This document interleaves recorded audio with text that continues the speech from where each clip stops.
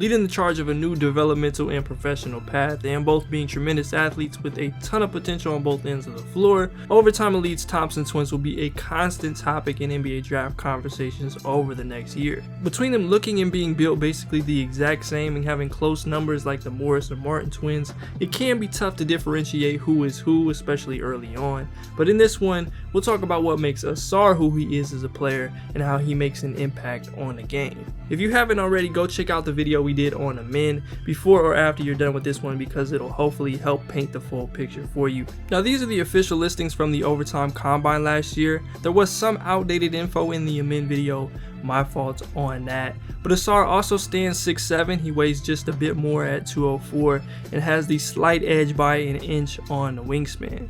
Statistically, playing for Team Elite last year, Ausar was just a bit more productive, specifically in terms of points per game, rebounds, and blocks, and he edged him out in free throw and 3-point numbers as well. But it is pretty remarkable for them to serve different roles on their teams, play without each other for really the first time, and still manage to put up stat lines that were wildly similar. So let's go ahead and get into Ausar's game. We're once again starting with the athleticism, and Ausar is an elite athlete. He's not quite on a men's level, not as explosive in my opinion, but nobody really is. He's always going to be in the 40+ area in terms of max vert, and I'd say he's actually a bit smoother, has the edge in terms of deceleration at this point, but he also has some of the same short space movement, quick twitch around the basket, and burst and getting downhill. You're still getting a whole lot of putbacks and showtime and transition, and these athletic gifts of course show themselves in every facet of the game. In fact, it often shows up defensively just as much if not more than what he does offensively. Oh, here we go. Okay. Oh, wow. Dominic Barlow, the ex-wide receiver.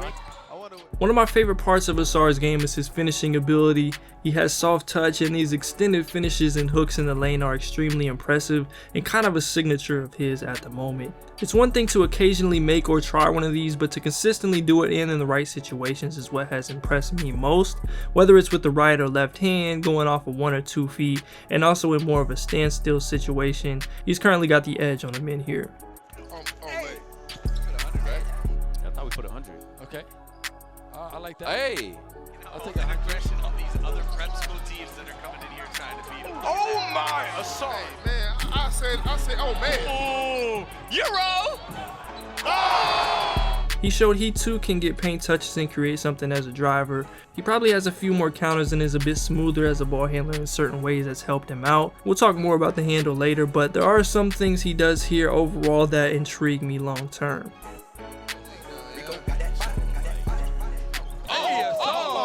Get your money. Yeah. He held. Kick and hoop. You need to keep doing that. Oh, wait a minute. Hey. He said, hey. No. I saw a Hornet Scout. Oh yeah. That's in production. Hey, can I get a few minutes in a day? Ausar. So, question. Oh, as we see.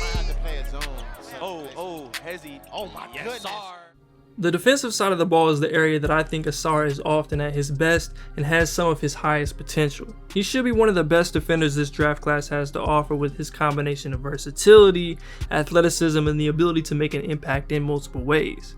At the point of attack, he can be a menace. He moves extremely well laterally, he does a great job of absorbing contact from most other guards, gets a lot of pokeaways and deflections, recovers well, is tough to screen. He's very good at a lot of things in this area, and he makes it super tough on opponents when he's really exerting himself. Here versus Mikey, he's got his head turned, kind of looking for that screen left. Mikey sees it and rightfully rejects with nobody in that corner, but Ausar manages to stay into play, puts his body in perfect position to absorb the contact, and then just throws his shot off the glass. Hey, no. Hey, youngest professional in America. Oh! So, I think that's my, I'll say 5. No, you know what? Gotta get out in 3 weeks, but the worst thing about the dread process is the beginning stage. It's gonna. That's crazy though. You know, there's some numbers that if you rock it, you can't underperform. You're in high school altogether now. Yeah. You letting it fly from anywhere. Everybody want to beat Curry. Oh, yeah. Curry hasn't influenced the game. Oh my lord. Ethan on the Ethan. Time, I would definitely lay it up like he. Nah, Wow. All the way. No call. Low key. Definitely. Yeah, most definitely he slept. Oh my lord. Wow. Off the ball, he's been terrific as well. He averaged over 2 blocks a game, shined as that help side guy as he volleyball spiked people's shots into the ground or into the stands. He demonstrated an understanding of where to be in a lot of spots, and even when it looked like he might have been focused on something else or resting, he consistently made something happen, and that vertical pop is something nobody is really prepared for. He played passing lanes, got deflections. He just has certain abilities on this end that most wish they had. And here Ausar puts his own spin on LeBron's 2016 finals chase down, just obliterating his opponent's layup with 2 hands.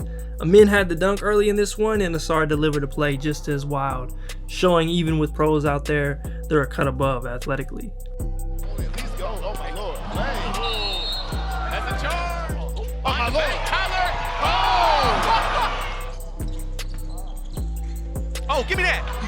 My biggest thing with him in the future is just to cut out some of the gambles, be a bit more technical on the closeouts, and not do things like going for those wraparound steals as often. He's got just a few not great habits that he shows at times, but like I said with Amin, we'll see how much of that sticks around long term and as the competition level goes up a notch or two. I think he'll need to continue getting stronger to maximize his versatility and be that primary option for what's often the most important matchup in the league with the Tatums, the Lukas, Kawhis, PGs, Jimmys, etc. And ultimately this will be a big part of his game in the future. Now, I don't think Ausar is as naturally inclined to play point guard or be one of the primary creators, but he's far from subpar as a passer and has shown himself to at least have the potential to be that secondary / tertiary creator at the next level.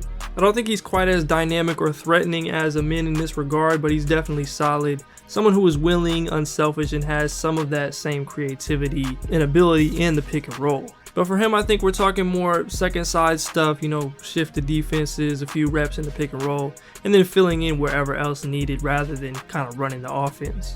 But again, that could change, and of course the shooting will unlock or lock certain things for him as well. Oh man. What class is John Ed Walker? You know what, man? That's a fantastic question. Okay. Break back.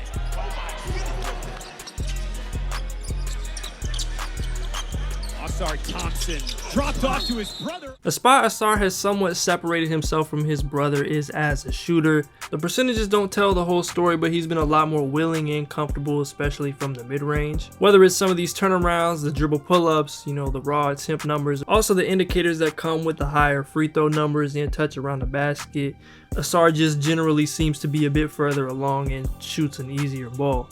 Now, in the grand scheme of things, it's definitely a work in progress for both of them, but I know it's been a point of emphasis as they've been working with a guy like Mike Miller, who was a great shooter himself and pays a lot of attention to detail, and they even work with Penny Hardaway on a few things too. At some point, whether it's the end of the year or somewhere in the middle, I want to give more of my thoughts on their mechanics, but I want to give them a little more time to show us where they're at before then, because I feel like I've already seen some things change through the videos and workouts, especially at Curry Camp, and we'll get to see them in Europe soon as well. So I don't know for sure, but we will see. And also going forward, I think Ausar can continue to tighten up his handle. I do think that he got better throughout last season and seems a little more comfortable with certain things, the counters, crossovers, but there's still room for improvement in terms of ball security, some of the decision making with his drives, and everything else that comes with that. It's going to be interesting to see who I ultimately have more confidence in by the end of this draft year, and outside of me, who ends up getting the edge as a player over time. They definitely have a ton of similarities, but hopefully through these 2 videos you can better see the differences and where they excel and some of the spots that you have more confidence in them developing over time. You could absolutely make the case and bet on either one of them for different reasons, whether you buy Amin's upside as a playmaker and outlier athleticism to be more of a primary, or would rather bet on the practicality of Ausar having an easier role to achieve, citing his defense, or just far more confident in him as a shooter. I can see the argument going either way, but right now I would lean Amin, even though that could very well change in the future. I do kind of hate that they're always compared to each other and literally no one else, but I think that has a lot to do with the fact that people aren't too familiar with their games yet, and it only makes sense to kind of do that right now to help differentiate, but they are still very much individuals. Again, if you haven't seen Amin's video, definitely go watch that and more of their games for yourself over the next several months. But yeah, that's all I've got for this video. Hopefully you guys enjoyed, and if you did, please be sure to leave a like, subscribe if you are new, and comment down below what you think of Ausar's game and the Twins as a whole. I appreciate y'all for watching. I'm Keandre, this is Intellect, and until next time, I'm out. unbelievable futures. Athleticism off the charts, skill set, size. We're looking at the future right now, man. They are the future. Freaks of nature, the explosiveness is, you know, not, I mean, I've been in the league 10 years and it's up there as far as the explosiveness I've seen.